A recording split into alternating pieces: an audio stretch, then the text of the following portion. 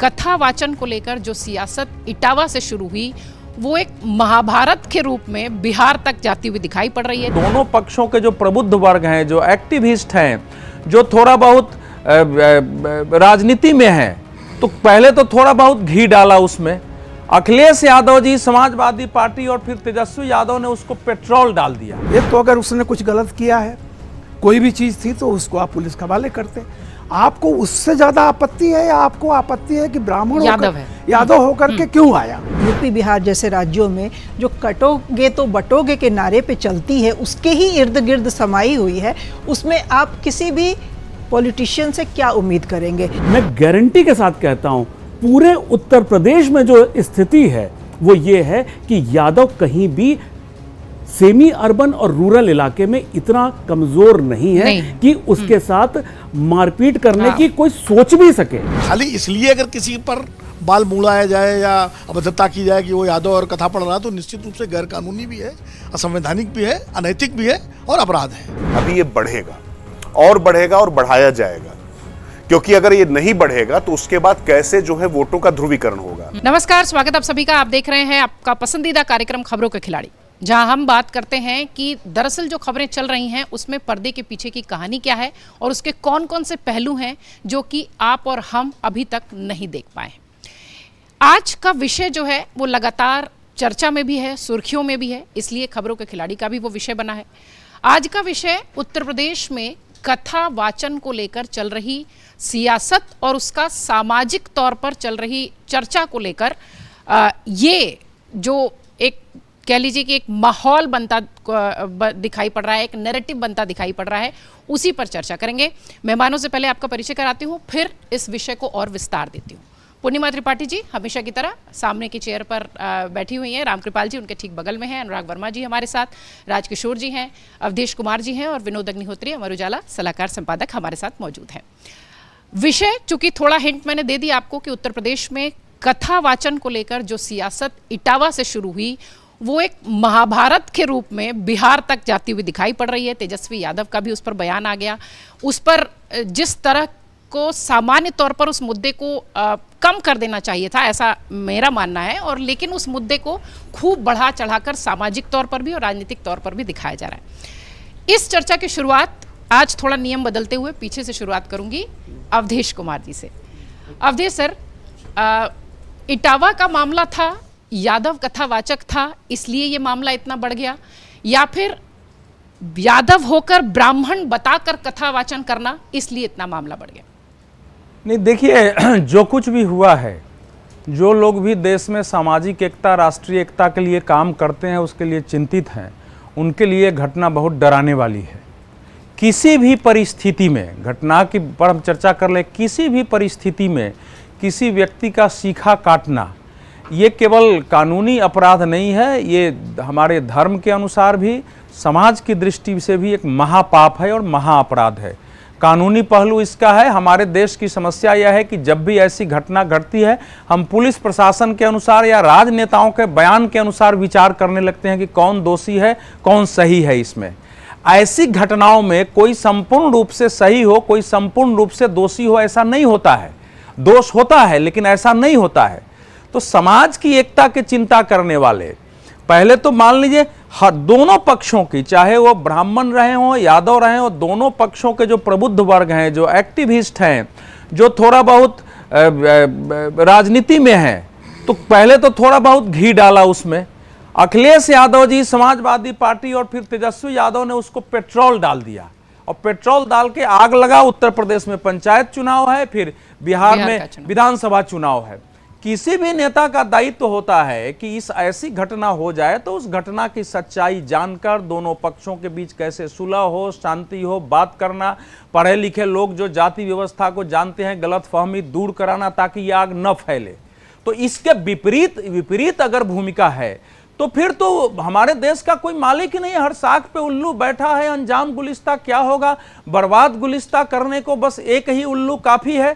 तो ऐसे तो नहीं हो सकता। अब देखिए, वहां आज भी मैं बता रहा हूं, इस देश में, मैं किसी कथावाचक की जाति का नाम, इस देश में इस समय एक बड़े कथावाचक हैं, जहां देश दुनिया से लोग आते हैं, वो भी पिछड़ी जाति के हैं, वो भी ब्राह्मण नहीं, लोग बिल्कुल लोग प्रणाम करने जाते हैं। इस देश के शीर्ष योग जो जो जो जो ये गुरु माने जाते हैं, जिनको की पूरी लोकप्रियता है, वो भी नहीं है। और आज भी मैं जानता हूं कि कथावाचकों में एक बड़ी संख्या उनको है जिनको आजकल पिछड़ी जाति कहा जाता है। क्योंकि मैं नहीं मानता हूं कि भारतीय अवधारणा में कोई पिछड़ी और अगड़ी जाति थी।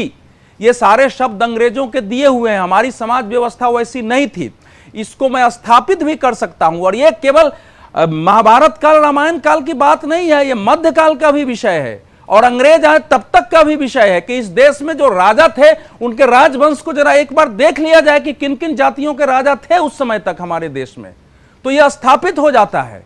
तो एक झूठ देश में फैलाया गया। और यह बात सही है कि आज हमारे पक्ष में जिनको हम सवर्ण कहते हैं, उनमें भी ऐसे लोगों की बड़ी संख्या है जो ऊंच नीच के आधार पर किसी जाति के व्यक्ति के बारे में सोचते और आचरण करते हैं। लेकिन ये केवल उसी में नहीं है जिनको हम पिछड़ी और छोटी जातियां कहते हैं, है नहीं, उनके अंदर भी एक दूसरे के प्रति ये भाव होता है, उनके बीच भी है।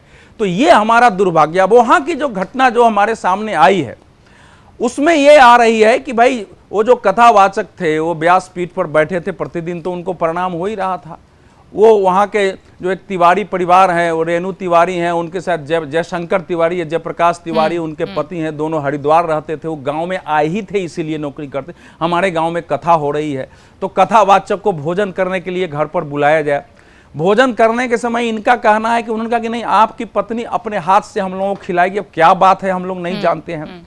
उस पर आपत्ति हुई। उसके बाद उनकी पत्नी का कहना है कि एक ने हमारा हाथ छू दिया या उंगली पकड़ लिया, गलत ढंग से मुझे छुआ, और उसमें जो है उसका आधार कार्ड गिरता है। आधार कार्ड 2 गिरता है जिसमें 2 नाम आते हैं।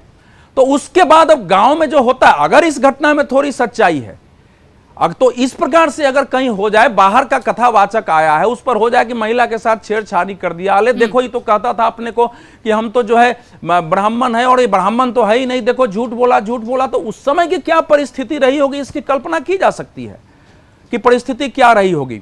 और उस परिस्थिति में जो दुर्व्यवहार हुआ है और जो कुछ भी हुआ है, तो वो अब पुलिस अपनी जांच करेगी, मैं उसमें जाऊंगा नहीं, वो कानूनी पहली है। दोनों पक्षों से एफआईआर हो गई है। नहीं, दोनों तरफ एफआईआर है। अरेस्टिंग भी शुरू में दोनों तरफ नहीं था। दोनों तरफ ज्यादातर जो अरेस्टिंग हुई थी वो पहले 4 ब्राह्मणों की अरेस्टिंग हुई थी, बाद में हुई है।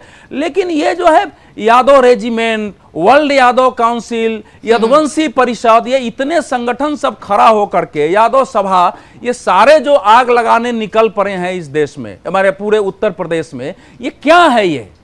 अभी तो ना, अभी तक 15 वर्षों से वो कथा कह रहे थे, तो 5 यादव पता नहीं उनके साथ खड़े हुए कि नहीं हुए।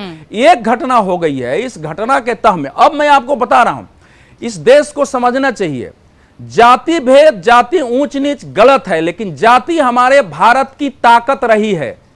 जातियों के आधार पर काम बटे थे, जिम्मेवारियां बटी थी, कोई ऊंच नीच इस देश में नहीं होता था। यह बिल्कुल झूठ देश में फैलाया गया है हमारे देश में। अब बात तो छोड़ दिए, मोहम्मद बिन तुगलक ने जो दिल्ली से दौलताबाद राजधानी जिसको कहा जाता है, आज वो किला जाके देख ली, वो भी यादवों का किला था, यादव वंशी राजा था वहां। उसके बाद तक, अंग्रेजों के समय तक यादवों के राजा होते थे, जाटों के राजा हैं, गुर्जरों के राजा हैं, मतलब इतने राजा होते थे। और उसको हमने अगड़े पिछड़ों में बांट दिया है। यादव जाति एक महान जाति थी। हमारे भारत में सबसे संपन्न उसको माना जाता था जिसके पास सबसे बढ़िया गौ होती थी।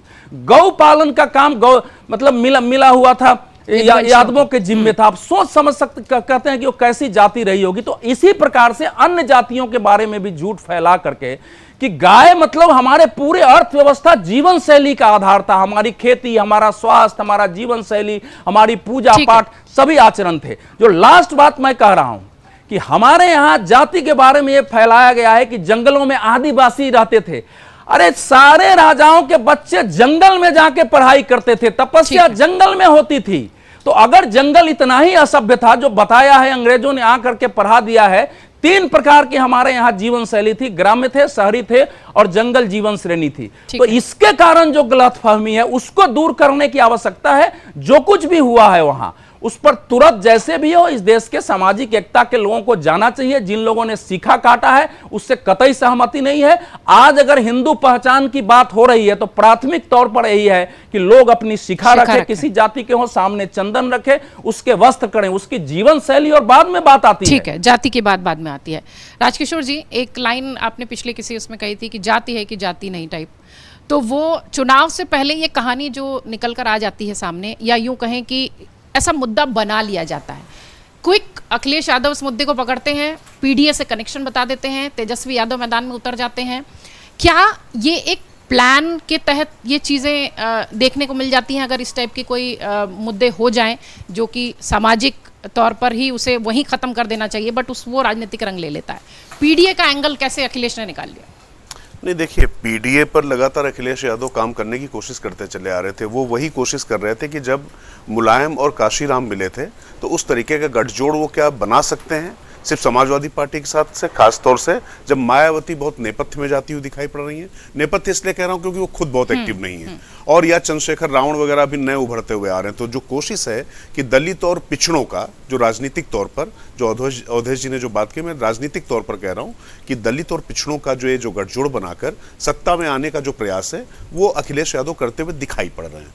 अच्छा, यहाँ अभी पंचायत चुनाव है ही, बिहार का चुनाव भी है, और ये आप मानकर चलिए कि खासतौर से उत्तर प्रदेश और बिहार के जब चुनाव होते हैं तो दोनों राज्यों में जब कुछ भी कोई गतिविधि होती है तो एक जगह का फर्क दूसरी जगह पड़ता ही पड़ता है। अब ये जो पूरी घटना है इसकी बहुत अच्छी मीमांसा अवधेश जी ने की, मुझे लगता नहीं कि उसमें मैं बहुत ज्यादा उसमें कुछ ऐड कर पाऊंगा, परंतु ये यहाँ पर समझना पड़ेगा कि किस तरीके से समाज में एक अलग तरीके का विघटन आ चुका है। और अगर यदुवंशी समाज, अगर यादव समाज की बात की जाए, इटावा में भी अगर यादव समाज अगर पिछड़ा है तो फिर मुझे लगता है कि फिर ऐसा पिछड़ा तो मैं सबको तथास्तु कह दूंगा।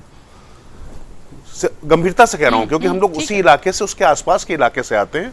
क्योंकि चाहे शिक्षा की बात हो, चाहे खेती बाड़ी की बात हो, चाहे संपन्नता की बात हो, चाहे बाहुबल की बात हो, किसी भी चीज में वहां पर यादव समाज के आगे कोई समाज रह नहीं सकता है। यहां पर एक गड़बड़ यह हुई कि पहचान नहीं छिपानी चाहिए थी। अब आरोप प्रत्यारोप, फिर एक महिला जो बात कह रही उसको भी ध्यान रखना पड़ेगा। परंतु आप किसी भी परिस्थिति में आपने जो अपमानित किया है, शिखा काटना, बाल मुड़वा देना, ये जब आप करते हैं तो निश्चित तौर पर इसके पीछे एक जातीय आपके अंदर शायद वो भावना, जो एक उच्चता की जो भावना आपके अंदर भरी हुई है, वो कहीं ना कहीं दिखाई पड़ती है।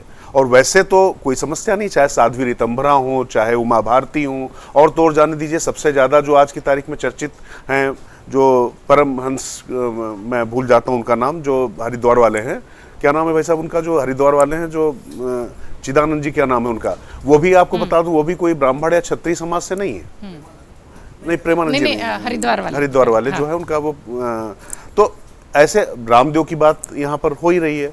राजेश्वरानंद की हम लोग कथाएं सुनते चले आए तो वो तो मुस्लिम थे, मुस्लिम से हिंदू बने थे, लोग उनको दंडवत करते थे।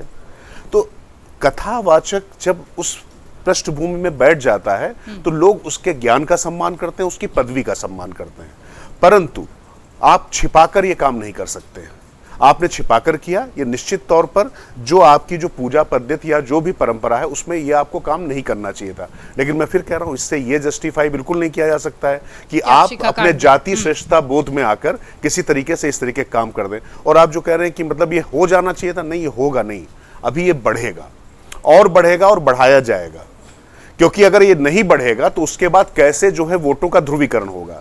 भारतीय जनता पार्टी होती तो उसको एक दूसरे तरीके का ध्रुवीकरण सूट करता है, लेकिन उसी ध्रुवीकरण को जो है वो जातीय विखंडन में जो है वो समाजवादी पार्टी या कांग्रेस या दूसरे दलों को वो सूट करता है, और वो करेंगे। यहां पर उनको अपने वोटों की एकजुटता चाहिए, और उसके लिए गैर यादव, ओबीसी और उसके अलावा जो दलित हैं उनको साथ में लाना है ना। तो अगर उनको साथ में लाना है तो इस तरीके से पहले तो आपने क्या किया कि बताया कि योगी आदित्यनाथ की जाति आप बताते रहे कि योगी हैं, लेकिन वो ठाकुर ने, छत्री हैं। अधिकारियों की सूची दी गई, नेताओं की, उनके खास लोग की सूची दी गई। अब इसके बाद अब एक और स्वर्णिम अवसर आया अखिलेश यादव के पास। पहले उन्होंने कोशिश की कि ब्राह्मण वर्सेस ठाकुर भी किया जाए, लेकिन वो होता दिखाई नहीं पड़ा योगी की छवि के आगे।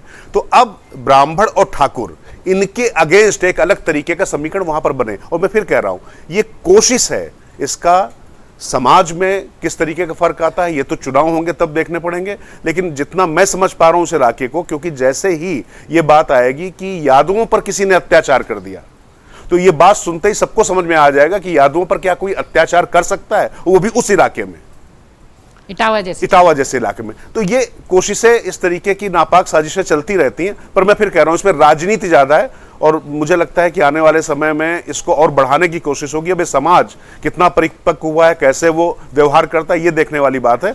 और प्रदेश सरकार को इसमें शासन प्रशासन की जो चुस्त और जो दुरुस्त है वो तो ठीक है, लेकिन यहां पर जो सांगठनिक क्षमता होती है, संगठन जब पीछे चला जाता है और वो कैसे जाकर इन सब चीजों को मैनेज कर सकता था, वो नहीं कर पा रहा है। क्योंकि सब कुछ केंद्र से लेकर प्रदेशों तक एक व्यक्ति के इर्द गिर्द सारी चीजें घूमने की कोशिश हो रही है। तो फिर भाई जब सुपरमैन आपने पाला है तो सुपरमैन को सब करने दीजिए। तो ये समस्या यहां पर आती है और संगठन इसीलिए आवश्यक हो जाता है। और भाजपा का संगठन इस समय तदर्थवाद पर चल रहा है, ये साफ साफ दिखाई पड़ रहा है। मैं फिर कह रहा हूं, यहां पर जिस शासन जिसकी शासन है, जिसका सरकार है, उसका संगठन कहां है? राष्ट्रीय स्वयंसेवक संघ और भारतीय जनता पार्टी के जो कार्यकर्ता जमीन पर जाकर लोगों से मिल सकते हैं, क्योंकि जैसे ही सत्ता में आए तब तो आप साहेब बहादुर हो गए, आप लोगों से मिलने की भी जरूरत नहीं समझते हैं। तो ये सांगठनिक कमजोरी की तरफ इशारा कर रहा। अब इसमें फिर क्या होगा? राष्ट्रीय स्वयंसेवक संघ के जो चना चवेना खाने वाले, जीवन भर जो है धुनी रमाने वाले जो लोग हैं, उनको उतारने की कोशिश की जाएगी, लेकिन वो तब तक देर हो चुकी होगी। और उसका इम्पैक्ट भी जो है वोटर्स पर भी उसी तरह जाएगा। रामकृपाल सर, जितनी कहानी अवधेश जी ने कही कि जो कुछ वहाँ पर हुआ इटावा में, जिस तरीके की कहानी हुई वो गलत था, उसका रिएक्शन जो था वो गलत था, वो तरीका गलत था कि आप शिखा काट दें और आपको ये बताने की कोशिश करें कि हम ब्राह्मण हैं और तुम यादव जैसी हो। ये कहानी पिछले कई समय से है। अगर आप देखिए तो इस तरीके की चीज़ें चाहे उत्तर प्रदेश हो, चाहे बिहार हो, या आप बड़े जितने भी प्रदेश अपने देश के दिखाई पड़ते हैं वहाँ भी नज़र आती है।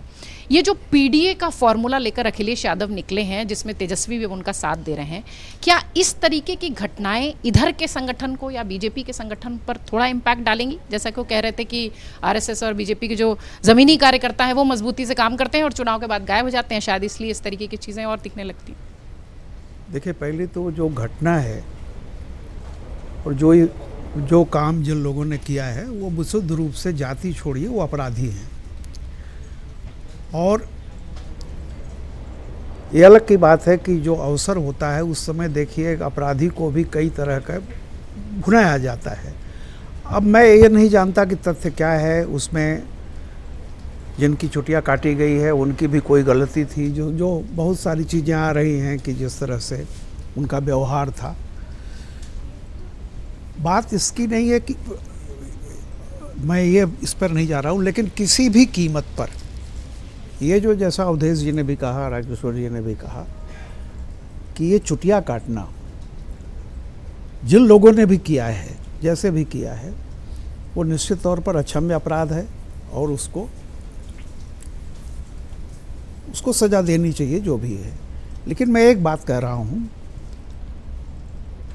समाज में जो बदलाव होता है, जिस अनुपात में बदलाव होता है, प्रतिरोध भी उसका उसी साथ होता चलता है। ये गैर ब्राह्मण ऊपर आए। 1960 में भगवत शरण उपाध्याय ने किताब लिखी थी जिसमें लिखा था पिछड़ों और इनके बारे में, जो लोग ओबीसी जिसको कह रहे हैं, कि जन्मना द्विज न होने से, द्विज का मतलब ब्राह्मण होता है और पक्षी, तो यानी एक जिसके दो जन्म होते हैं तो माना जाता है जनेऊ संस्कार दूसरा जन्म होता है, इसलिए द्विज कहा जाता है। उन्होंने लिखा है कि जन्मना द्विज न होने से कर्मणा द्विज की ललक बढ़ेगी। यानी वे तमाम जो सवर्ण उनका कर्मकांड है, सारी चीज़ें हैं, वो सबसे पहले अपनाएंगे ये लोग। और अगर आप देखिए तो ये हो रहा है, बहुत पहले से हो रहा है, लेकिन उसका एक रेजिस्टेंस भी आता है। हालांकि ये स्वामी दयानंद सरस्वती ने वेस्टर्न यूपी में, आप देख लीजिए, बहुत पहले से ये ब्राह्मणों के वर्चस्व को ख़त्म कर दिया था एक तरह से। तो ये जो चीज़ें रही हैं ये आती रहती हैं। और अब आप देखिए, जैसा लोगों ने कहा कि भागवत कथा किसी का अधिकार तो नहीं है, और आज देख लीजिए जो भगवत शरण उपाध्याय ने लिखा था, पूरा उत्तर प्रदेश, और विनोद जी रहे होंगे, मैं तो 90 और 92 की स्थिति बता रहा हूँ। जो लोग जब मुलायम ने गोली चलवाई उसके बाद से जो उनका वोट बैंक था, जाहिर सी बात है यादव और मुसलमान, ये दो वोट बैंक वहाँ रहे हैं। और जो समानता आप देखती हैं बिहार से यूपी में, वहाँ दो चीज़ है, चाहे वो लालू हों, कर्पूरी ठाकुर से लेकर के लालू यादव तक, और बिहार में चौधरी चरण से लेकर मुलायम या और अखिलेश तक, एक होता है ना जो गुठली इनकी होती है, जिसको कोर स्ट्रेंथ कहते हैं। वो लालू ने माई कहा था, मुस्लिम यादव, वो यूपी में भी कोर स्ट्रेंथ तो वो है। पीडीए भले आप कहते रहिए बाकी उसमें जुड़ते हैं नहीं जुड़ते हैं, दलित आते हैं नहीं आते हैं, लेकिन जिसको कहते हैं कि कोर स्ट्रेंथ, वो कोर स्ट्रेंथ उत्तर प्रदेश से लेके बिहार में पीजेंट्री पार्टीज की कोर स्ट्रेंथ यही है, यही समानता है। और जब भी इस तरह की कोई एक छोटी सी चिंगारी उठेगी तो राजनीतिक पार्टियां उसको पूरी तरह शोला बनाएंगी। कारण यह है कि बहुत बिहार में चुनाव होने जा रहा है, एक डेढ़ साल बाद ही उत्तर प्रदेश में होगा, तो ये बहुत अच्छा मौका हो गया कि कम से कम अपनी कोर स्ट्रेंथ जो है उसको इस बहाने बचाने का मौका मिल गया। राहुल गांधी जाती है, ये सब बातें करते थे। खैर, तो मैं केवल ये कह रहा था कि उदाहरण जहाँ से मैंने वो छोड़ दिया, 1990-92 में लोग मुलायम को वोट दिए, इस डिस्पाइट कि उन्होंने गोली चलवाई और ये हुआ। लेकिन अगर आप गांव में जाके देखिए प्रथा आज की तारीख में क्या है, जिसके पास भी थोड़ा पैसा आता है वो सबसे पहले रामायण बैठवाता है उत्तर प्रदेश में। और आज देखिए कांवड़ लेने वालों में 90% ओबीसी और पिछड़े मतलब दलित ये कांवड़ लेने आते हैं। तो ये जो भगवत शरण ने कहा था कि जन्मना द्विज न होने से कर्मणा द्विज, यानी एक सवर्ण की नकल करना और सवर्ण के बराबर पहुंचना, तो उसी तरह से एक जो ब्राह्मण कल्ट रहा है, मैं किसी जाति के नहीं कह रहा हूँ, ब्राह्मण कल्ट में मतलब मीन्स सब लोग आते हैं सवर्ण का, ठीक है, सवर्ण अगड़ा, उसके प्रति प्रतिरोध भी उसी तरह से हो रहा है। और कभी कभी जो एक घटना हुई है उस प्रतिरोध का एक बहुत फूहड़ रूप है जो सामने आ गया कि कहीं दिल में है, वरना आप उसको पुलिस के हवाले कर सकते थे, जो भी आप करता शिकायत कर उस सकते पर। थे। लेकिन बात इसकी ट्विस्ट हो गई कि तू यादव हो के कैसे कथा कह रहा है। हकीकत यह है, मैंने कहा ना, दो चीज़ें होती हैं, एक तो अगर उसने कुछ गलत किया है, कोई भी चीज़ थी, तो उसको आप पुलिस के हवाले करते। आपको उससे ज़्यादा आपत्ति है या आपको आपत्ति है कि ब्राह्मण यादव होकर के क्यों आया? तो मैं ये कह रहा हूँ कि देखिए ये चीज़ें समाज में जैसे जैसे परिवर्तन हो रहे हैं, साथ साथ रिएक्शनरी फोर्सेस चलती हैं। और कभी ऐसा मौका मिल जाता है इस घटना को, तो पॉलिटिकल पार्टी जो लोग कह रहे हैं अभी, उसको ख़त्म करने के बजाय वो देखते हैं कि इससे बढ़िया कोई मौका नहीं मिला। क्योंकि हमेशा एक चीज़ जान लीजिए, किसी को पैसे से इकट्ठा करना, यानी नाभि और नाक, नाभि पर किसी को इकट्ठा कर लेना, पैसे दे देना, ये थोड़ा मुश्किल काम होता है। लेकिन नाक के सवाल पर इकट्ठा होना बहुत आसान बात है। लालू ने बिहार में यही किया था। मायावती जो वोट इसलिए दिया कि मायावती जी का सैंडल जो है एक वो आईपीएस अधिकारी साफ कर रहा था, बस उनको लग गया तर। तो मैं यही कहता हूँ कि जो स्ट्रेंथ है जिसको कहते हैं कोर स्ट्रेंथ, वो कोर स्ट्रेंथ उत्तर प्रदेश और बिहार, और ये मामला भी दबने वाला नहीं है, ये चलेगा, आगे तक चलेगा। रिजल्ट क्या होता है वो अलग, वो देखने वाली बात हुई। मौसम चुनावी है। पूर्णिमा जी, आज मैं आपके पास थोड़ा लेट से आई हूँ, मैंने रवायत को थोड़ा चेंज किया। आपने तीनों को सुना, मुझे ऐसा लगता है कि वो जो पर्टिकुलर घटना हुई उसका तो सभी एक स्वर में कह रहे हैं कि वो तरीका गलत था। आप पुलिस के पास भेज सकते थे, आप एफआईआर करा सकते थे। एक जो बात रामकृपाल सर ने कही, मैं उसी का एक्सटेंशन आपसे चाहूँगी, क्या अखिलेश यादव ने भी वही किया कि वो यादव के साथ हुआ इसलिए उस मुद्दे को इतना बढ़ा दिया, और इटावा में हुआ, उनके जो समाजवादी पार्टी का गढ़ कहा जाता है, इसलिए वो इतना मुद्दा बढ़ गया, या फिर वो पीडीए को अपना जो आगे बढ़ाने के हिसाब से है इसलिए उसको मुद्दा बढ़ाया? शायद कोई और जाति होती तो इतनी बात नहीं होती। देखिए प्रतीक्षा, दोनों ही बातें आपकी सही हैं। चूंकि इटावा में हुआ, चूंकि एक यादव के साथ हुआ, तो अखिलेश जी का नेचुरल रिएक्शन ये होना ही था। वो जो उन्होंने किया, कोई आउट ऑफ द वे जाके उन्होंने कुछ किसी वोटर बेस को लुभाने के लिए किया हो, ऐसा नहीं है। वो राजनीति आज खासकर यूपी बिहार जैसे राज्यों में जो कटोगे तो बटोगे के नारे पे चलती है, उसके ही इर्द गिर्द समाई हुई है। उसमें आप किसी भी पॉलिटिशियन से क्या उम्मीद करेंगे? यादव के साथ हुआ तो वो तो उनको एक हाथ में बहुत सुनहरा मौका आ गया ना, और पॉलिटिशियन कोई मौका गंवाते तो है नहीं। एक बात तो उन सभी पॉलिटिशियंस में कॉमन है कि मौके को वो बिल्कुल लपक लेते हैं और आगे अपनी राजनीति उसके हिसाब से सेट करने लगते हैं। और ये घटना इतनी भयानक हुई है कि ये एक्चुअली में, जिसका कि दोनों समुदायों से कोई लेना देना नहीं है, उसने भी अगर ये विजुअल्स देखे हैं तो ये बहुत अपसेटिंग सा है। किसी का बाल मुड़वा देना, किसी की चोटी काट देना और उसको उस तरह से जलील करना कि ब्राह्मणों के गांव में आके तुम्हारी हरकत ये कैसे करने की हिम्मत हुई। अब अगर क्रिमिनल एक्टिविटी थी इस घटना में इन्वॉल्व, मुझे बहुत ज़्यादा डिटेल नहीं मालूम, लेकिन जैसा कि एक महिला ने कहा है कि उसके साथ दुर्व्यवहार हुआ, तो अगर कोई क्रिमिनल एक्टिविटी थी, दूसरा क्रिमिनल एक्टिविटी की अगर पहचान छिपाई जा रही थी, तो ये प्योर क्रिमिनल एक एक्ट की तरह ट्रीट किया जाना चाहिए था। उसको मार पिटाई करके पुलिस के हवाले कर देते या पुलिस को वहाँ बुला लेते। वो सारा करने से पहले कानून अपने हाथ में लेके समाज के ठेकेदार बन के जिन लोगों ने ये सारा किया और ऊपर से उसकी वीडियो बनवाई, उस वीडियो को सर्कुलेट किया, तो ये अपने आप में जो जाति के अंदर जो हमारा समाज बटा है और एक दूसरे के प्रति जो दुर्भावना है वो बिल्कुल ऊपर आ गई, बिल्कुल सतह पर आ गई, बिल्कुल सबके सामने वो खुल के हम कितनी भी बातें कर ले कि जाति विहीन समाज होना चाहिए, जातियों में आपस में सारे हिंदू समाज को एक जाति में बट के नहीं, एक साथ रहना चाहिए, यूनाइटेड, कटोगे तो बटोगे, मतलब कटो बटोगे नहीं तो एक साथ रहो, ये सारा कुछ बिल्कुल खोखला और सतही मालूम पड़ता है। और ले दे के बात यही आती है कि हम कितना भी अपने आप को प्रोग्रेसिव कह लें, जो समाज है वो जातियों में अभी भी बहुत बुरी तरह बटा हुआ है और एक दूसरे के लिए जो दुर्भावना है वो अभी भी कायम है। दूसरा, हम अब इस पे बात करें कि उसने यादव होके उसकी कथावाचक जो बना, देखिए हमारे यहाँ बहुत सारे ऐसे उदाहरण हैं, सभी ने दे दिया। उमा भारती को ले लीजिए, योग गुरु रामदेव को ले लीजिए, साध्वी निरंजन ज्योति, बहुत सारे लोग हैं जो कि कथा कहते हैं और जो ब्राह्मण जाति से नहीं है। इसमें कहीं पे किसी का कोई आज तक मुझे किसी ने ऑब्जेक्शन किया हो सुनाई नहीं दिया था, लेकिन शायद अंडर करेंट जरूर होगा एक समुदाय के मन में कि ये हमारी जो मोनोपोली जिस चीज़ पे होनी चाहिए थी, ये दूसरे लोग उसको हथिया रहे हैं, हड़प रहे हैं। तो एक अंदर को का जो गुस्सा है और ख़ास करके जो हमारे रूरल एरियाज़ में, ग्रामीण परिवेश में जो इस चीज़ को लेके स्ट्रॉन्ग फीलिंग है, वो इस घटना से सामने आ गई है। ये एक बहुत नेचुरल प्रोसेस है। देखिए सोशियोलॉजिस्ट बहुत बड़े बड़े आए हैं जिन्होंने कि इसको एक पर्टिकुलर नाम दिया है। ये जो फिनोमिना है कि आप किसी भी जाति के हों लेकिन आप अपने से ऊपर के लोगों को देख के आप उसकी नकल करें, उसके तरह काम करने की कोशिश करें, उसको संस्कृताइजेशन प्रोसेस कहा जाता है।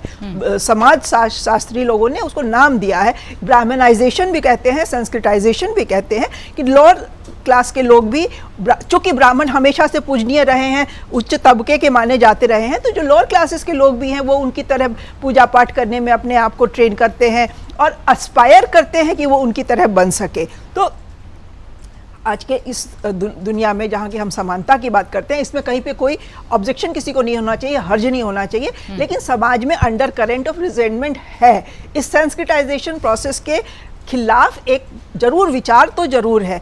ये जो सारा माहौल इतना एकदम से तूल ये मामला पकड़ गया और माहौल बिगड़ गया, इसमें मुझे लगता है कि सबसे पहले यूपी एडमिनिस्ट्रेशन की गलती है, क्योंकि जितनी तत्परता से अखिलेश यादव ने इस मामले को उठाया, उसके पहले ही अगर कोई सीनियर ऑफिशियल आके बिल्कुल सामने उस पर कार्रवाई कर लेता, जो पनिशमेंट जो गिल्टी थे उनको सामने सामने पनिश करते हुए दिख जाता और कोई बड़ा नेता आके कैमरे पे कह लेता कि भाई ये जो हुआ ये आइंदा से नहीं होना चाहिए, हम इसके लिए बहुत खेद व्यक्त करते हैं। कोई भी बड़ा नेता, बीजेपी का, चाहे अध्यक्ष लेवल का हो, चाहे एडमिनिस्ट्रेशन में, क्यों नहीं योगी आदित्यनाथ ही इस घटना का संज्ञान ले सकते थे और फॉर अ चेंज कटोगे तो बटो के ऊपर ना बोल के वो कह सकते थे कि ये जिस भी समाज से आते हैं इनके साथ जो हुआ वो गलत हुआ और हम इसके लिए शर्मिंदा हैं। अगर ये कह देते तो ये बात वहीं की वहीं समाप्त हो जाती, लेकिन किसी ने अभी तक नहीं कहा है। और इसीलिए ये अखिलेश यादव और तेजस्वी यादव को मौका मिल गया है कि चाहे आप जो भी बात कर लें, समाज में अभी भी इस तरह की जातियों में बटे होने का जो सिलसिला है वो खत्म नहीं हो रहा है। और जाति चूंकि अब सारी राजनीति जातियों पे है, तो हर कोई अपने हिसाब से उसको उठाएगा, उसको भुनाएगा और उसका फायदा उठाने की कोशिश करेगा। और वही कोशिश अखिलेश और तेजस्वी भी कर रहे हैं। जिस तरीके से अनुराग सर, मैम भी कह रही हैं कि अखिलेश ने उस मुद्दे को हाथों हाथ उठा लिया या समाजवादी पार्टी ने उस मुद्दे को हाथों हाथ उठा लिया, क्या ये चांस था कि अगर योगी आदित्यनाथ या बीजेपी या जिस संगठन की मजबूती की बात राजकिशोर जी भी कह रहे थे, तत्परता से इस मामले का शमन दमन किया जा सकता था, वहीं ये अखिलेश के हाथ मुद्दा लगता ही नहीं? देखिए, सबसे पहली तो चीज़, अगर इसको ऐसा कर लिया जाता तो क्या राजनीतिक दल इसका लाभ नहीं उठाएंगे? वो तो राजनीतिक दल, चाहे वो भाजपा हो, चाहे समाजवादी पार्टी हो, चाहे कांग्रेस हो, वो तो राजनेता तो बने ही हैं ऐसे समाज में जो बंटवारा हो रहा है उस पर लाभ उठाने के। लेकिन मैं इस मामले पे सबसे पहले शुरुआत जो मेन मुद्दा है उस पर आऊँगा। जो वहाँ पे जो अपराध हुआ था, जो सबसे पहले जो अपराध हुआ था, वो अपराध था एक व्यक्ति का एक महिला के साथ दुर्व्यवहार के मामले से वो शुरू हुआ। वो क्या था क्या नहीं था वो तो जब जांच होगी सामने आएगा, पता लगेगा। अब जांच में भी कितना सामने आएगा वो नहीं पता। लेकिन उसके बाद दो पक्षों की लड़ाई हुई। उन दो पक्षों की लड़ाई में कुछ मुद्दा निकालने के लिए ये मुद्दा निकल आया कि जो कथावाचक हैं अगर वो ब्राह्मण नहीं है तो इससे फर्क क्या पड़ गया। और ये मुझे नहीं लगता ये कहीं भी किसी भी स्तर पे इस चीज़ का कंफ्यूजन है कि कथावाचक ब्राह्मण ही होना चाहिए। ये कहीं कोई लिखित नियम कहीं नहीं है और ये एक्सेप्टेड है कि कथावाचक किसी भी संप्रदाय से आ सकता है। नंबर 2 बात करी जाए, यादव जो लोग हैं, यादव जो समुदाय है, वो ये इटावा की बात हो रही है। मैं गारंटी के साथ कहता हूं पूरे उत्तर प्रदेश में जो स्थिति है वो ये है कि यादव कहीं भी सेमी अर्बन और रूरल इलाके में इतना कमजोर नहीं है कि उसके साथ मारपीट करने की कोई सोच भी सके। राजकिशोर जी, दूसरी चीज, ब्राह्मण अब सेमी अर्बन और रूरल इलाके में इतना मजबूत नहीं है कि वो ये करने का दुस्साहस कर सके। क्यों? क्योंकि ब्राह्मणों का over a period of time पलायन हो गया वहां से। उनके बच्चे जो है वो बाहर निकल गए। आज जो अपर कास्ट के लोग गांवों में और सेमी अर्बन इलाकों में रह रहे हैं, उनके घर एक तरह से बस घर खड़े हैं और वृद्ध लोग रह रहे हैं। सारे यंग जनरेशन बाहर चली गई है नौकरी करने के लिए, रोजगार कमाने के लिए। तो ये पूरे उत्तर प्रदेश में जो आज सेमी अर्बन और रूरल इलाके की सच्चाई ये है कि कोई भी राजपूत या ब्राह्मण किसी यादव के साथ दुर्व्यवहार कर ले, ये पूरी तरह से मैं नकारता हूं, यह संभव ही नहीं है। उसके बाद यह आता है कि इसमें राजनीति क्या है। अगर आप इसमें राजनीति की बात करें, पिछले दिनों कुछ दिनों से कांग्रेस भी यूपी में बहुत एक्टिव होने की कोशिश कर रही है। ब्राह्मण वोट जो है वो एक तरह से एक बड़ा इंपॉर्टेंट वोट बैंक है। 8 से 12%, 10% के आसपास ब्राह्मण वोट उत्तर प्रदेश में है। और जो अभी 52 विधायक यूपी में ब्राह्मण हैं, वो अभी 46 उसमें बीजेपी के हैं। तो इसका मतलब यह है कि अभी जो ब्राह्मण जो ट्रेडिशनली कांग्रेस को वोट देता था वो आज की तारीख में बीजेपी के साथ है। तो जो एक नैरेटिव गढ़ा गया कि योगी आदित्यनाथ राजपूतों को, ठाकुरों को बढ़ावा दे रहे हैं, जिससे ब्राह्मण जो है उनसे अलग हो जाए और वो किसी दूसरी पार्टी में जाए। पहले भी ब्राह्मण बसपा के साथ जुड़ चुका है और एक उत्तर प्रदेश में एक नई राजनीति की कहानी लिखी गई। तो क्या ये इसके लिए पटकथा तो नहीं लिखी जा रही? क्या इसके लिए एक तैयारी तो नहीं करी जा रही है? ये समझने की सबसे ज्यादा आवश्यकता है।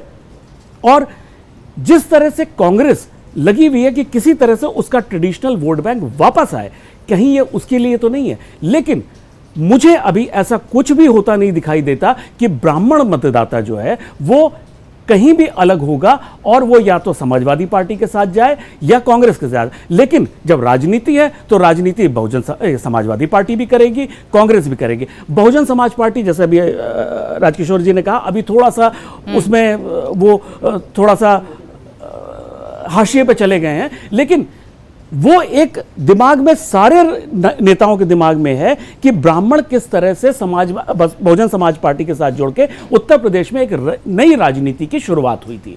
तो मुझे लगता है अभी ये राजनीति थोड़े दिन चलेगी और इसमें आने वाले समय में बिहार चुनाव तक शायद ये पता लग जाएगा कि ये इस घटना का देश की राजनीति पे कितना क्या असर असर हुआ, पड़ता है। कितना असर हुआ। बिल्कुल ठीक। विनोद सर, 2 सवाल।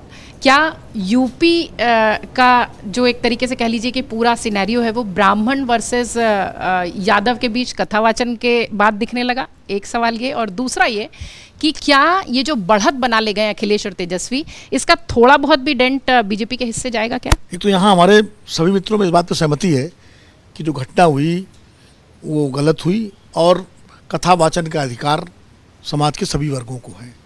लेकिन कल मैं एक चैनल के कार्यक्रम में था, बड़ा विस्तृत कार्यक्रम था, वहाँ आश्चर्यजनक रूप से कई आचार्य पंडितों ने और संतों ने इस बात को शास्त्रोक्त उदाहरण देके प्रस्तुत किया, इस्टेब्लिश करने की कोशिश की कि कथावाचन का अधिकार खाली सिर्फ ब्राह्मणों को है। वो चूँकि संयोग से हमारे बीच में कोई उस पक्ष का है नहीं, इसलिए वो बात यहाँ नहीं आ पाई। हम सब, मैं भी इससे सहमत हूँ कि कथावाचन का अधिकार किसी एक वर्ग उसको नहीं है, लेकिन इसको थोड़ा बारीकी में जाना पड़ेगा। देखिए, हमारे शास्त्रों में, राजकिशोर जी बहुत शास्त्र पढ़ते रहते हैं, नैमिषारण्य में शौनकादि ऋषियों ने किससे कथा सुनी थी? सूत जी से। सूत जी थे क्या थे? ब्राह्मण नहीं थे। तो ऐसा नहीं कि ये तो इतिहास है, वो जो है। इसी तरह भगवान व्यास के जन्म को लेकर कहा जाता भाई उनकी माँ जो है वो मत्स्य कन्या थी, वो मतलब वो मछुआरी थी। भगवान वाल्मीकि को लेकर के भी, तो इतिहास में ऐसे तमाम उदाहरण हैं। लेकिन लगातार कई हजार वर्षों से जिस तरह का सामाजिक संरचना हुई है देश की, उसमें क्या है, खासकर जिस क्षेत्र में ये घटना हुई है और उस क्षेत्र से हम भी आते हैं, राजकिशोर जी भी आते हैं, वहाँ जो गैर ब्राह्मण कथावाचक हैं वो ज़्यादातर गैर ब्राह्मणों के बीच में ही कथा सुनाते थे। आमतौर पर ब्राह्मणों का मानस गैर ब्राह्मणों से कथा सुनने के लिए तैयार नहीं होता है। आप उनकी छोड़ दीजिए, जो बड़े बड़े जो आजकल कथावाचक जो 5 स्टार हैं और बड़े तंबू लगा करके प्रवचन सुनने चले जाते हैं। भागवत कथा जो है वो आमतौर पर ब्राह्मण गाँवों में पंडित जी ही आते थे कथा सुनने। मैं जहाँ पैदा हुआ हूँ, 9 जिले का जो गांव है तोरना दबोली, उसके बगल में बुलबुलिया खेड़ा है, वो यादवों का गांव है। वहाँ के कई यादव कथा बाँचते थे मेरे बचपन में, लेकिन वो यादवों के गाँवों में बाँचते थे, वो पिछड़ों के गाँव बाँचते थे कथा भागवत। और बाकी जो है जो पंडित जी लोग होते तो सब जगह बाँचते। तो ये एक सामाजिक संरचना रही है, इसमें कोई। लेकिन अब मौजूदा चूँकि संविधान सबको अधिकार देता है, खाली इसलिए अगर किसी पर बाल मुड़ाया जाए या अभद्रता की जाए कि वो यादव और कथा पढ़ रहा है, तो निश्चित रूप से गैर कानूनी भी है, असंवैधानिक भी है, अनैतिक भी है और अपराध है। अब उसके पीछे जो घटना मतलब महिला के दुर्व्यवहार वाली बात बताई जा रही है, वो सब जांच का विषय है। और उसके 2 आधार कार्ड मिले, तो ये चीज़ें तो ऐसा है कि पुलिस में दी जा सकती थी।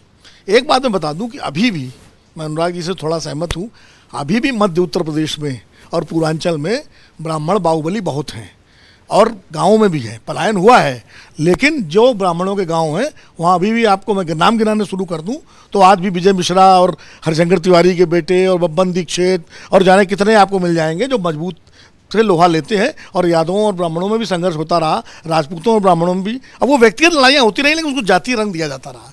तो ऐसा नहीं है कि इतने कमजोर हैं।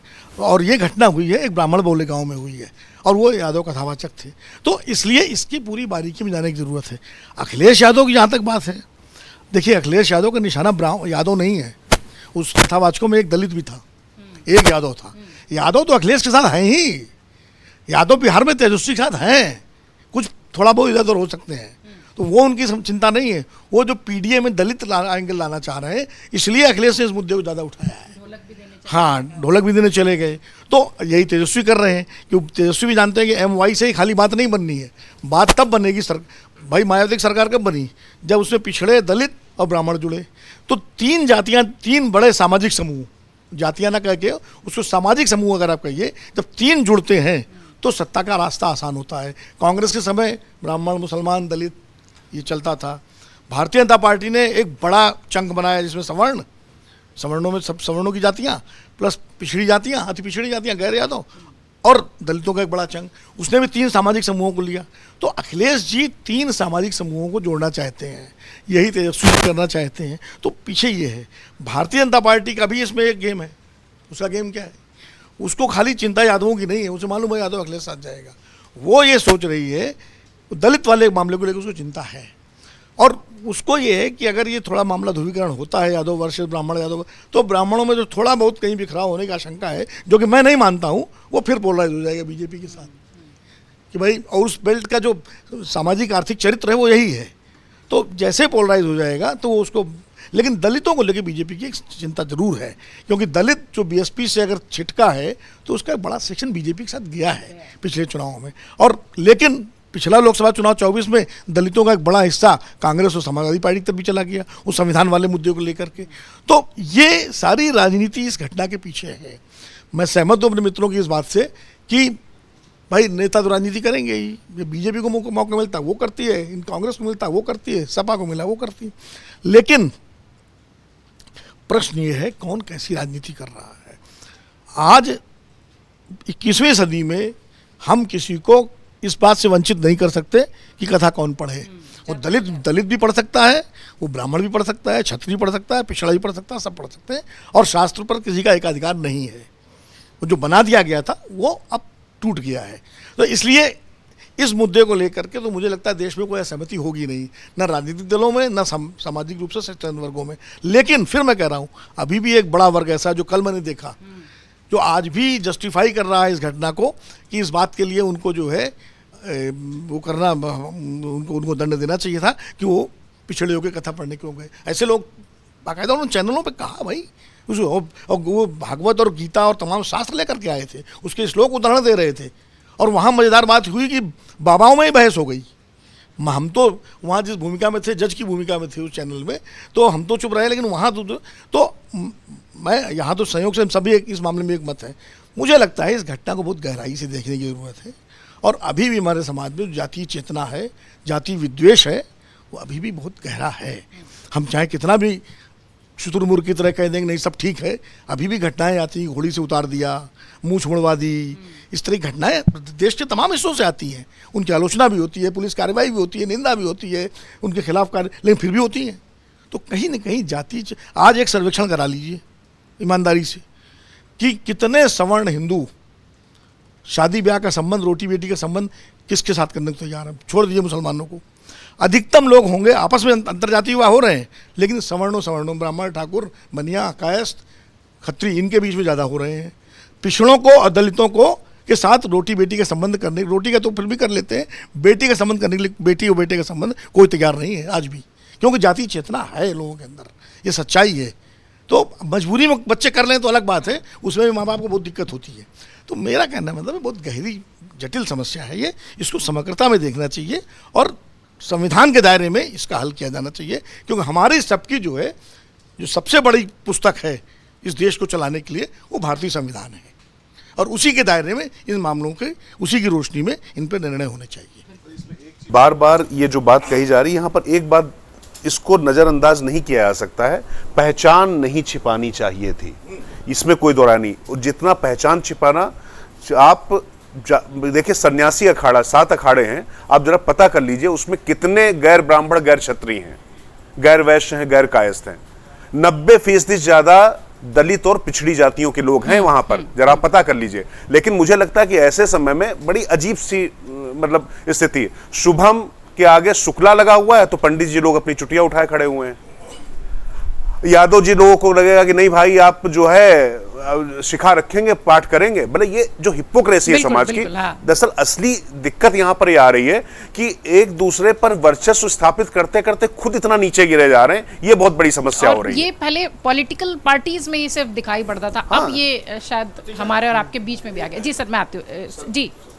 कुछ पॉइंट्स जो उठे हैं, एक तो जो जातीय अस्मिता की बात होती है, जातीय पहचान, बिल्कुल विनोद कह रहे हैं, सही बात है।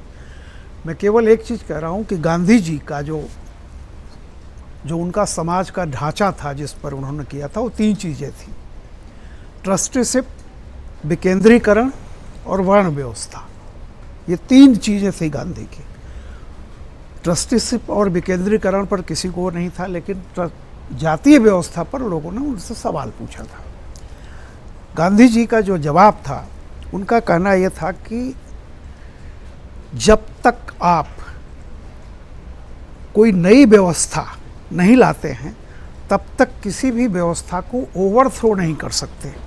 उन्होंने उदाहरण भी दिया था कि जैसे रसिया में आप जो जाति कहते हैं, कम्युनिस्ट कंट्रीज में स्ट्रेटा है, लोअर स्ट्रेटा, अपर स्ट्रेटा, मिडिल स्ट्रेटा। हम लोग टीआरपी के माध्यम से वो कहते हैं ना, एसएससी ए, एसएससी बी, एसएससी सी। बात वो सही है, और ये धीरे धीरे देखिए, ये सामाजिक आर्थिक बदलाव के साथ ही चीज़ें जाती हैं, अचानक नहीं जा सकती, क्योंकि ओवरथ्रो नहीं कर सकते आप। दूसरी जो मैं बात कह रहा था, देखिए पॉइंट ये है कि अगर जो कथावाचक थे उनकी जगह अगर कोई पंडित जी कथावाचक होते या कोई मतलब सवर्ण होते, राजपूत होते, जो भी और वो होते, गलती से महिला को छू दिए मान ठीक है। लीजिए, तो क्या चुटिया काटी जाती? सवाल इस बात का है। बात बिल्कुल वो है। देखिए कुछ चीज़ें होती हैं जो मैसेज देती हैं। बात इसमें ये नहीं है कि ऐसे दृष्टांत पहले नहीं हुए हैं, तमाम कितने बाबा जेल में हैं, आप देख रहे हैं क्या क्या नहीं हुआ है। तो सवाल उस बात का नहीं है कि बाबा कोई क्रिमिनल हो सकता है या अपराधी प्रवृत्ति का हो सकता है, इट्स वेरी कॉमन। सवाल इसका है कि क्या जो प्रतिकार हुआ है, जो उसका हुआ है, क्या अगर कोई सवर्ण होता तब भी ऐसा होता? बेसिक सवाल ये बहुत है। बेसिक और जेन्युइन सवाल, बिल्कुल ठीक है। जी सर। देखिए, समाज का एक चरित्र पुलिस के पास नहीं जाने का रहा है। हम लोग बचपन से देखते हैं, जो गलती किया इसका बाल मुड़ा दो, इसका टीक काट दो, इसका थूक चटवा दो। ये ध्यान रखिए भारत की परंपरा को, इसका थूक चटवा दो, इसको गाय का गोबर लिलवा दो। अपने परिवार में भी गलती होती रही है तो इसको बालू खिलाओ और इसको कहो कि जो मतलब, और सबसे विभत्स से होता था कुछ नहीं मिल रहा है तो इसको गधा पर चढ़ा दो। तो हमारे यहाँ नॉर्मली एक वातावरण रहा है, कोई घटना हो जाए और महिलाओं से संबंधित कोई घटना होती थी तो परिवार के इज्जत की बात हो जाती थी, उसका फैसला ज्यादातर पंचायत में इसी तरह होता था। तो वो जब हम पूरी इसलिए करें कि जब पूरा परिप्रेक्ष्य और देखना पड़ेगा, वहां अभी तक जो परिवार है उस वहां से ये नहीं आया है कि हम लोगों ने यादव सुनने के कारण काटा है, लेकिन हम लोग ये लगा रहे हैं कि जो वातावरण है समाज का वो इसके कारण ही काटा गया होगा, ये हम लगा रहे हैं। नहीं सर, लेकिन एक चीज मैं इसमें कर दूं, अब मैं ही उंगली उठा देती हूँ। रामकृपाल सर ने कहा कि अगर वो शुक्ला जी होते, पांडे जी होते, मिश्रा जी होते तो उनकी शिखा काट नहीं, देते मैं थे। उनका उत्तर नहीं, किसी का उत्तर मुझे नहीं देना है, मुझे किसी का उत्तर नहीं देना है। मैं जो सवाल है, उत्तर नहीं देना, ठीक सवाल उठाए हैं, और ठीक सवाल उठाए हैं। और सवाल समाज के, आज के जो समाज की धारणा है, चाहे विनोद जी ने जो उठाया है, जो जातीय चेतना के आधार पर, ये कोई बताने की थोड़ा जरूरत है, ये तो फैक्ट है। लेकिन मैं उसका उत्तर नहीं देने जा रहा हूं। मुझे आग में घी और पेट्रोल नहीं डालना है। समाज को दूसरा पक्ष देखिए। दूसरा क्या है कि लंबे समय से हमारे देश में एक ब्राह्मणवाद शब्द कह के ब्राह्मणों को, जबकि ब्राह्मणवाद जैसा कुछ रहा नहीं। अगर ब्राह्मणवाद था तो क्या था, वो आज के संदर्भ में बात होना चाहिए। ब्राह्मणवाद यह था कि ब्राह्मण होने के बाद आपको बाकी लोग भले देर से जगे, आपको अमृत काल में जगना है, आपको उस समय की यह व्यवस्था करनी है, आपको इतने समय तक ब्रह्मचर्य का पालन करना है, आपको पूजा पाठ करना है, आपको संयमित जीवन जीना है, आपको इतना ज्ञान अर्जित करना है कि आप समाज को दिशा दे सके। तो इसको लोगों ने इतना गंदा फैला दिया दुनिया भर में कि ब्राह्मणवाद। इसलिए मैंने ये कोई ना कहे कि मैं ब्राह्मण का सपोर्ट करता हूं, लेकिन तीसरी बात जो मैं कह रहा हूं कि जो अंबेडकर जी ने हु इस शूद्रा जो पुस्तक लिखी है, उसका 6वां अध्याय है शूद्रा एंड दासास। उसमें वो लिखते हैं कि ये एक मूर्खतापूर्ण बात है कहना कि उस समय के दास और शूद्र आज के दलित हैं। ठीक है। वो लिख रहे हैं कि वैदिक काल में, महाभारत काल में उस समय के शूद्रों को भी, ब्रात्यों को भी राजा के कोरोनेशन में आमंत्रित किया जाता था। उसको कोट करते हैं डॉक्टर अंबेडकर। और यहां तक कि वहां का जो एक बताते हैं कि उसमें रत्ना एक होता था, जो कि हाथ से जब रत्न देता था तब राजा का राज्य मान होता था, वो उस काल में शूद्र कहा जाता था। ये अंबेडकर ने कहा है। तो मैं ये कह रहा हूं कि हमारे देश में जो जाति के बारे में जो अवधारणा बनाई गई है शूद्र फलाने, वो निहायत ही जो कुछ था उसके विपरीत उल्टा सुल्टी बातें की जा रही है। और 1000 वर्ष का तो हाँ, जो लास्ट बात मैं कंक्लूड करना चाह रहा हूं कि इस घटना में मैं ये पूछ रहा हूं कि चाहे अखिलेश यादव जी और बाकी को किसी के सीखा काटने से समस्या हो सकती है, लेकिन मैं तो सीखा रखता हूं तो मुझे इसकी तकलीफ है कि सीखा काटी गई है। जितने लोग आवाज उठा रहे हैं, मैं देश से पूछना चाहता हूं उसमें कितने लोग सीखा और कितने लोग चंदन करते हैं। क्या उनको ये विषय होना चाहिए? क्या उनको ये अधिकार है बोलने का कि शिखा काट लिया गया। कितने लोग शिखा रखते हैं आज हमारे समाज में, इसलिए इसमें आग लगाने की कोशिश नहीं हो। हम सब लोग जो जाति के बारे में सच्चाई है वो सामने लाएं। हमारे यहाँ ऐतरेय ब्राह्मण, जो ब्राह्मण ग्रंथ है उसका रचयिता महिदास वेद काल के आधार पर शूद्र था। ऋग्वेद की रचनाओं में अलग अनेक ऋचाएं जो हैं वो शूद्रों ने रचना की है, महिलाओं ने रचना की। हमारे कहीं महिलाओं का तो कुछ है ही नहीं। अब ऋग्वेद खोलिए, नाम देखिए ऋषियों का, महिलाओं का, शूद्रों का, सबका नाम है। तो शूद्र ये नहीं थे हमारे यहाँ। चातुर्वर्ण सृष्ट्वा मया गुण कर्म विभाग सा, उसको विकृत करके बताया गया है। और एक झूठ बोलते हैं आज के अंबेडकरवादी। अंबेडकर जी ने जो शूद्रांश के बारे में लिखा है उसको ठीक से आज के अंबेडकरवादी पढ़ें, वो भाव नहीं है। दूसरा, आज लोहिया जी को फलाने को कोट करते हैं सब, और इटावा में जैसा मैं तो फिर दोहराऊंगा जो राजकिशोर जी ने कहा है, चाहे विनोद जी जितने हो, ये सब लोग उस क्षेत्र के हैं। मैं तो पूछता हूं कि इटावा में किसी यादव के साथ कोई ब्राह्मण है, लेकिन जिस परिवार से झंझट हुआ है वो दोनों प्राइवेट नौकरी करते हैं हरिद्वार में जाकर के, बहुत सामान्य सा परिवार है। क्या इटावा में किसी यादव के साथ विद्रोह करके और उसके साथ इस ढंग से घटना होना सामान्य है? बात क्या किसी को मालूम नहीं है? एक लाइन और मुझे छूट रहा है, सुनिए। बिहार में एक पूजा होती है तेजस्वी यादव के लिए, उसको बोलते हैं भुइयां बाबा का पूजा। उसमें पुरोहित आज भी यादव होते हैं, उसका प्रसाद यादव ही बनाते हैं, यादव ही पूजे जाते हैं। भुइयां बाबा धरती का पूजा, वो गाय भैंस समूचे गांव से उसका दूध आता है, वो बनता है, विशेष पूजा होती है, वो बड़ा महत्व है उसमें बैल की, भैंस की, बैल के, गाय के, धरती की, फसल की पूजा होती है। और उसके पुरोहित ब्राह्मण होते हैं। तेजस्वी जी को भी जानना चाहिए, अखिलेश जी को भी जानना चाहिए, पूर्वी उत्तर प्रदेश में भी ये होता है। ठीक है, यही तो सारे सवाल है ना कि जिस आग को बुझाना चाहिए था वो बढ़ गई। पूर्णिमा जी बहुत थोड़ा सा समय दूंगी। एक सेंटेंस बोलना चाहूंगी, वो जो कथावाचक था वो उस इलाके में कोई नया नहीं था। वो ऐसा नहीं कि कहीं और रहता था और वहाँ जाके उसने कथा कराई। वो 6-7 साल से वहीं रह के कथावाचन का काम कर रहा था। तो लोग उसकी रियल आइडेंटिटी से नहीं वाकिफ रहे होंगे, ये भी थोड़ा मुश्किल है इमेजिन करना, क्योंकि लोग जानते रहे होंगे कि वो किस समुदाय से आता है। तो उसमें अगर उसको बुलाया गया तो ये मतलब मान के चलना कि उसने अपनी आइडेंटिटी छिपाई। आधार कार्ड तो लोग कई वजह से कई नामों से बनवा लेते हैं, वो तो दूसरी अलग एक उसकी रीजनिंग हो सकती है, लेकिन वो कौन से समुदाय से है मुझे लगता है कि उसके बारे में लोगों को उस इलाके में पता रहा होगा। और चूंकि वो यादव था और चूंकि वो कथावाचक था, इसलिए उससे अगर जरा सी भी कोई भूल हुई हो, गलती से भी उसने अगर छू लिया हो, तो उसको इस तरह की सजा दी गई। मुझे लगता है कि अगर वो किसी उच्च समुदाय का होता, खास करके ब्राह्मण अगर होता, तो शायद ये सलूक उसके साथ नहीं किया जाता। ठीक है, यही कार्यक्रम का सवाल है, यही कार्यक्रम का सवाल है। बाकायदा शुक्ला जी, पंडित जी आए थे करने, उनको भी एक अच्छा किया गया, बुरा किया गया। कानपुर की घटना मैं आपको बता रहा हूं, वहां पर उनके साथ भी इससे बहुत ज्यादा बुरा सलूक किया गया था। जूतों की माला पहना घुमाया गया था और उन्होंने एक बच्ची के साथ इस तरीके की हरकत की थी। ये कहना गलत है।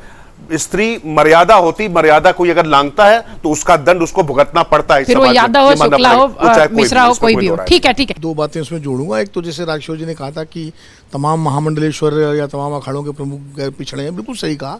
लेकिन शंकराचार्य हमारे चारों जो है वो ब्राह्मण ही होते हैं, ये आदि शंकर ने व्यवस्था की थी। तो कुछ व्यवस्थाएं हैं ऐसी शास्त्रोक्त। अब उसको अच्छा माने बुरा माने जो भी है, क्योंकि वो एक लंबी कथा है, उसमें मैं नहीं जाऊँगा। दूसरी बात यह है कि महिला के साथ दुर्व्यवहार हुआ, ये रिपोर्ट कब की गई? ये 3 दिन बाद आई बात, पहले दिन ये घटना नहीं आई। तो कई चीज़ें आफ्टर थॉट भी होती है, हमें देखना चाहिए। अभी पुलिस की जांच में आएगा है। और जैसा कि पूर्णिमा जी ने कहा कि जब 6-7 साल से वो लोग वहाँ कथा कर रहे थे तो मालूम था इनका व्यवहार कैसा है, ये महिला के प्रति क्या नजरिया, या तो कोई पहला भी उनका अतीत हो। तो ये सब चीज़ें जांच के विषय है। लेकिन कुल मिलाकर के ये घटना दुर्भाग्यपूर्ण है और इसका राजनीतिकरण भी नहीं होना चाहिए। गलत है, बिल्कुल ठीक है। जैसे कि मैंने कार्यक्रम की शुरुआत में कहा था कि कोई भी घटना के जो पहलू होते हैं उससे हम आपको रूबरू कराते हैं, और हमारे तमाम मेहमानों ने वही किया। इटावा की एक घटना जो कि निंदनीय है, निश्चित तौर पर गलत है, और एक स्वर में इस कार्यक्रम के माध्यम से भी वही बात निकली है। अमर उजाला बहुत जिम्मेदार प्लेटफॉर्म है, इसलिए इस तरीके की घटनाएं जब होती हैं तो हम खुद इस बात को कहते हैं कि इस तरीके की घटनाएं बिल्कुल गलत हैं।